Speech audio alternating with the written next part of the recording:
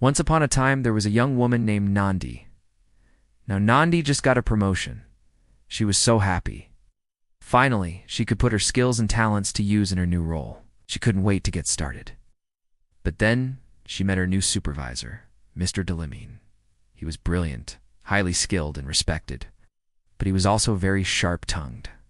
He would dismiss ideas without considering them. He was quick to anger, and many of his subordinates had either transferred out or resigned. When Nandi started to work with him, she felt small. She felt unappreciated, and like no one was listening to make it worse. Her new colleagues weren't making things easier either. They seemed to like it when Mr. Delimine shouted at people. Maybe they were used to it. Maybe they found it funny. Whatever the reason, Nandi wasn't going to be one of them. When Nandi started to work with him, she felt small. She felt unappreciated, and like no one was listening to her. Her confidence plummeted, and she began to doubt herself and her abilities. She wanted to push back, to prove herself, but she knew that wouldn't be wise, so she took a different path. She chose wisdom, wrapped in humility. She listened intently during meetings, even when her ideas were brushed aside. She documented everything, kept her tone respectful, and never got defensive. When criticized, she responded calmly and clearly and backed up her points with facts and data. She asked thoughtful questions in private and offered to support his initiatives, no matter how much pushback they received. She even went out of her way to help him with the really tough initiatives, the ones that made everyone else quit. One day, Nandi resolved an issue with a difficult client that had embarrassed the entire department. Mr. Delimine called her in. For the first time, he didn't bark orders. He simply said, "Thank you. I've been hard on you, but you've shown more leadership than I have lately." From that day forward, their working relationship transformed. Everyone noticed the change.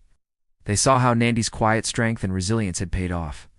Eventually, when Mr. Delimine left the company, Nandi was promoted to his position, not because she fought fire with fire, but because she used wisdom, patience, and emotional intelligence to lead from where she was. In today's fast-paced world, it's easy to think that being heard means being loud, being aggressive, or even disagreeable. We live in a world where those who speak first are often seen as leaders. However, this isn't always the case. Sometimes being quiet can be a source of great strength, especially in difficult situations.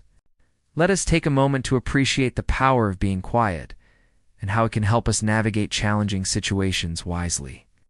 When we are quiet, we give ourselves time to think before we speak. This allows us to choose our words carefully and express ourselves in a thoughtful and considerate manner. By taking the time to reflect on what we want to say, we can ensure that our message is clear and respectful, even in the most challenging of conversations. Being quiet also helps us to listen more attentively to others. When we are not focused on what we want to say next, we can truly listen and hear the perspectives of those around us. This is essential for building empathy and understanding in our relationships. It allows us to see things from other people's viewpoints and consider their feelings and experiences. We can build stronger connections with those around us and create a more positive and harmonious environment. Moreover, being quiet can also help us to manage our emotions effectively. When we are feeling angry, frustrated, or stressed, it can be tempting to lash out or speak impulsively.